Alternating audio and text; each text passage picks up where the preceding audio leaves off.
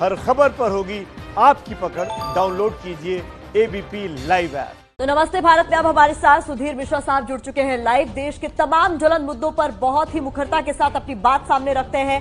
बहुत बड़े environmental lawyer भी हैं। हमारे साथ जुड़ने के लिए बहुत बहुत शुक्रिया सुधीर मिश्रा साहब। सबसे पहला सवाल यह है कि देश की जो मौजूदा हालात हैं उस पर सवाल सिर्फ यही एक बनता है कि जब देश एक है, समस्या एक है और देश की इस वक्त सबसे बड़ी समस्या तो कोरोना ही है, तो समाधान एक क्यों नहीं होना चाहिए? जब राज्यों को आप इतनी इजाजत दे देते हैं कि आप अपने अपने नियम तय कर लीजिए, तो फिर पैनिक की स्थिति तो क्रिएट होगी। अब बिल्कुल सही कह रही हैं आप कुमकुम। मुझे लगता है कि जब हमने 60 दिन पहले लॉकडाउन की पोजीशन स्टार्ट की थी इस कंट्री में, तो उस समय एक बड़ा ही मुखर संदेश गया था। हम सभी ने आज तक उसका पालन किया है।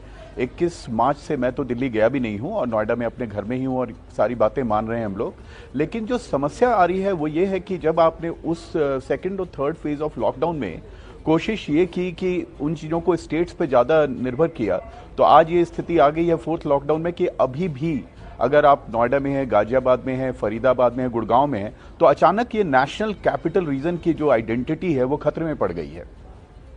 देखिए, नेशनल कैपिटल रीजन की तो आइडेंटिटी खतरे में पड़ी है, लेकिन उसके इतर बात की जाए, राज्यों में अगर एक ही कानून लागू है तो वहां ये समस्या नहीं है। ये समस्या एनसीआर की ज्यादा बड़ी है।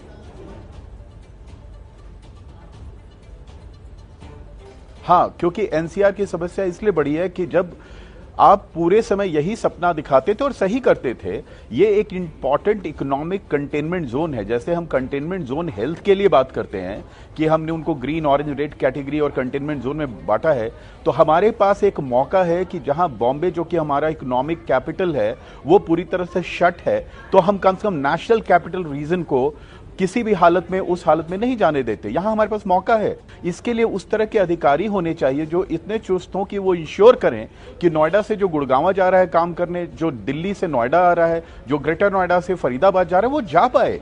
क्योंकि इनकी एक ही आइडेंटिटी थी। हम जेवर एयरपोर्ट के बारे में आज बात कर रहे हैं कि उसको अब बनाने की आजादी दे दी गई है।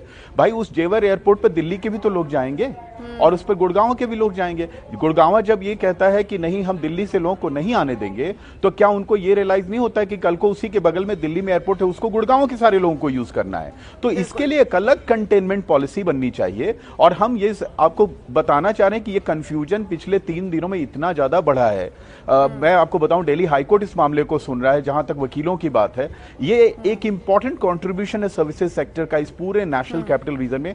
और आप एक बहुत ही गलत संदेश देंगे अगर तुरंत नेशनल कैपिटल रीजन को एक इकोनॉमिक जोन की तरह नहीं ट्रीट किया जाएगा। बिल्कुल सही बात है। दिल्ली तो दिल्ली रहा ही नहीं ना साहब, अब तो एनसीआर हो गया। एनसीआर को आपने इतना विस्तार दिया क्यों? लेकिन सुधीर जी, मेरा सवाल आपसे अलहदा है। अलहदा इसीलिए क्योंकि आप देश के उन 200 लोगों में से एक हैं जो सबसे ज्यादा टैक्स देते हैं। इस लॉकडाउन ने, इस इकोनॉमिक एक्टिविटी के रुक जाने की वजह से जो स्थिति पैदा की है, मिडिल क्लास के भीतर भयानक डर है। अप्रेजल का वक्त है। अब डर यह है कि पता नहीं नौकरी बचेगी कि नहीं बचेगी, न जाने कितनी जा चुकी है, न जाने कितनी जाएंगी। अब आगे आने वाले हालात में एक मिडिल क्लास जिसने 50 लाख का घर लिया, उसके लिए लोन लिया, 8 लाख की गाड़ी ली, उसके लिए लोन लिया, कैसी स्थिति आप देखते हैं? मैं पहले तो ये क्लैरिफाई करूं, प्रोफेशनल कैटेगरी में मैं 2000 लोगों में जरूर आता हूं टैक्स पे करने में, और मैं बहुत प्राउड सिटीजन उसके लिए। हम देश के लिए करते हैं और आगे भी करेंगे। पर आप इस विवशता को समझे कि पिछले 2 महीने से, क्योंकि हम इतना ज्यादा अपने प्रधानमंत्री में बिलीव करते हैं और इतने ओजस्वी उत्तर प्रदेश की मुख्यमंत्री, मैं इनमें बिलीव करता हूं। मेरी माँ ईस्टर्न डिपार्टमेंट दिल्ली में रहती है, वो 74 साल की है। मैं उनको नहीं मिला हूं पिछले 60 दिनों में, और ना मैं उनको लाने की कोशिश किया हूं, क्योंकि मुझे पता है कि अगर हम जैसे लोग इसको फॉलो नहीं करेंगे तो ऑर्डिनरी लोग नहीं फॉलो करेंगे। हमने तनख्वाहें भी दी है टाइम पे सारे लॉयर्स को और बाकी स्टाफ को, और आगे भी देंगे। लेकिन अगर मैं, जो कि कानून के बारे में काम करता हूं, जिसको हम लोग को कहा जाता है हम ऑफिसर ऑफ द कोर्ट हैं, हम एसेंशियल सर्विसेज की कैटेगरी में आते हैं, day for yesterday Delhi high court ने बोला है। पर हमारी भी व्यवस्था है, अगर हम ये देखेंगे कि वहां पर हजारों लोग खड़े हैं दिल्ली नोएडा के बॉर्डर पर, तो हम पुलिस पर और प्रशासन पर बोझ नहीं बढ़ाना चाहते। मेरा एक सुझाव है, एक डर यह है कि जब यूपी गवर्नमेंट ने यह कहा कि आप नोएडा दिल्ली को स्मूथ करिए, तो डिस्ट्रिक्ट एडमिनिस्ट्रेशन ने यह स्टैंड लिया कि लेकिन कंटेनमेंट एरिया से जो लोग आएंगे हम कैसे पहचानेंगे? हमें सेल्फ डिक्लेरेशन की व्यवस्था करनी चाहिए। गाड़ियों पर लोग लगाएं कि हम कंटेनमेंट जोन से नहीं आ रहे हैं, और अगर वो वहां से आते हैं तो उन पर कार्रवाई की जाए। लेकिन आपको किसी भी हालत में इकोनॉमिक एक्टिविटीज को भी रिस्टोर करना होगा, क्योंकि प्राइम मिनिस्टर यही चाहते हैं कि जान और जहान दोनों की सुरक्षा हो। सुधीर जी, सवाल मेरा ये है कि देश के सबसे बड़े अस्पताल के निदेशक अगर ये खुले तौर पर कह रहे हैं कि जून जुलाई में स्थिति और ज्यादा विकट हो जाएगी, बॉम्बार्डमेंट होगा कोरोना केसेस का, तो ऐसे में जब लॉकडाउन 4 जारी किया जा रहा था राज्यों से, तो चलिए पहले भी बातचीत होती थी कि सामंजस्य बिठाना जरूरी होता है कि किस तरीके से लॉकडाउन होगा। कहीं ना कहीं अधूरी लॉकडाउन नीतियां जो है वो कहीं ना कहीं क्योस का कारण बनती हुई नजर आ रही हैं। बिल्कुल सही कहा आपने, क्योंकि जब प्राइम मिनिस्टर ने हम लोग को संबोधित किया था तो हम ये एक्सपेक्ट कर रहे थे कि राज्यों में इस बात को इसके बारे में चर्चा होगी कि कैसे स्मूथली इंटर-स्टेट मूवमेंट होगा। क्योंकि देखिए, आप कारखानों को और ऑफिस एस्टैब्लिशमेंट्स को, साइबर हब को और बाकी के दिल्ली के बड़े बड़े ऑफिशियल एरियाज को, नोएडा में मैन्युफैक्चरिंग तब तक कैसे कर पाएंगे? अगर मैं आपको बताऊं कि लोग दिल्ली में रहते हैं, उनको नोएडा आना है, नोएडा के लोगों को फरीदाबाद जाना है, फरीदाबाद के लोगों को गुड़गांव जाना है, और यहाँ के एडमिनिस्ट्रेशन के लिए भी मुझे बहुत सहानुभूति है। अगर वो मुरादाबाद में होते हो, मथुरा में होते, तो उनको ये सिचुएशन नहीं आती कि कोई कहता है अरे आपके नंबर्स बहुत बढ़ रहे हैं। हाँ, अगर आप नोएडा में नंबर्स बढ़ेंगे तो नेचुरली उनकी रिस्पॉन्सिबिलिटी मानी जाती है, बट ये आप कैसे रोक पाएंगे? ये आप रोक नहीं पाएंगे, इसको खाली कंटेन करना पड़ेगा। आपके पास एक अवसर है कि कंट्री के 8 या 10 इकोनॉमिक जनरेटर्स को, उन जनरेटर्स को भी हम बिल्कुल मत थमने दें जहां पर इकोनॉमिक एक्टिविटी की पूरी गुंजाइश है कि उसको बहुत संभाल के चलाया जाए, और हम इस तरीके से कम एक संदेश दे सकते हैं कि कोरोना के साथ जिंदगी संभव है।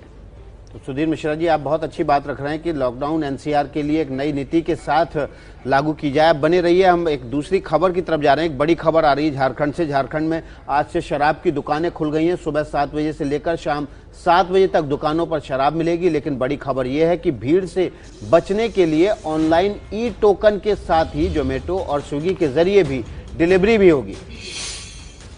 तो झारखंड की खबर है, स्विगी और जोमेटो से शराब की डिलीवरी होगी। टोकन आप स्विगी या जोमेटो से ले सकते हैं। झारखंड की सरकार ने आज शराब के ठेके खुलने से पहले ही ये आदेश जारी कर दिया। तस्वीरें आ चुकी है हमारे पास। सोशल डिस्टेंसिंग का यहाँ अच्छी बात है कि पालन हो रहा है, भीड़ भी बहुत ज्यादा नहीं है। जब देश भर में शराब की दुकानें खोली गई थी तो जो तस्वीरें आई थी वो हैरान करने वाली थी। इसी तरीके की किसी भी स्थिति से बचने के लिए झारखंड में ये बड़ा डिसीजन लिया गया है कि अब तक खाना डिलीवर करने वाली स्विगी और जोमेटो और शराब की ऑनलाइन ई टोकन से जो है बुकिंग लेंगे और फिर इसकी डिलीवरी की जाएगी।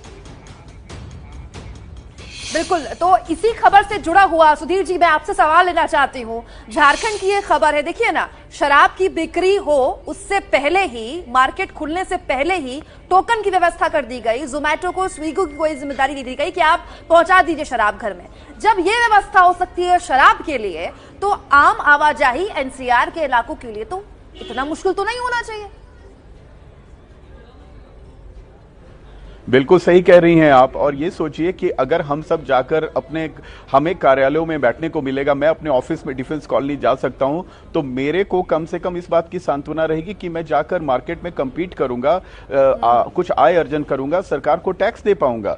और अगर हम नोएडा में रहते हैं और ग्रेटर नोएडा में रहते हैं, लोग फरीदाबाद और गुड़गांव में रहते हैं, वो इसीलिए रहते हैं कि वो दिल्ली के करीब रहते हैं और दिल्ली ही आकर्षण का केंद्र है। मैं एक और बात पूछता हूं, जब पहला पेशेंट हमारा यूपी में मिला था नॉर्थ इंडिया में, तो क्या दिल्ली ने अपनी बॉर्डर सील कर दी थी क्या कि अब हम वहां से किसी को नहीं आने देंगे मार्च के लास्ट वीक में? उसी तरह से जब सारी फ्लाइट्स दिल्ली में लैंड कर रही थी और उन सारे लोगों को दिल्ली में कंटेनमेंट के लिए मेजरली रखा जा रहा था क्योंकि एयरपोर्ट वहां है, तो उस समय भी गुड़गांव और नोएडा ने नहीं कभी भी ये फील किया कि वहां के लोग किस तरह से उनको सारे लोगों को दिल्ली में रखा जा रहा है। तो आई थिंक दिल्ली आकर्षण का केंद्र है, अदरवाइज कोई डिफरेंस नहीं है। आगरा में और नोएडा में कोई डिफरेंस नहीं है। अगर यूपी का सबसे बड़ा राजस्व गाजियाबाद और नोएडा से मिलता है, तो उनके लोगों को घर पे बैठा देने से जो जाके दिल्ली में धन उपार्जन कर सकते हैं, सरकार को जो हम शराब की बिक्री से टैक्स मिलेगा उससे कहीं ज्यादा मिलेगा अगर हम जाकर अपने इकोनॉमिक व्हील को दोबारा चला पाएंगे। जो बात हम कह रहे हैं सुधीर जी, उसको आपने पुख्ता कर दिया। जब देश एक है, समस्या एक है, तो समाधान भी एक हो सकता है। समाधान निकालने की जरूरत है। बहुत बहुत शुक्रिया हमारे साथ जुड़ने के लिए।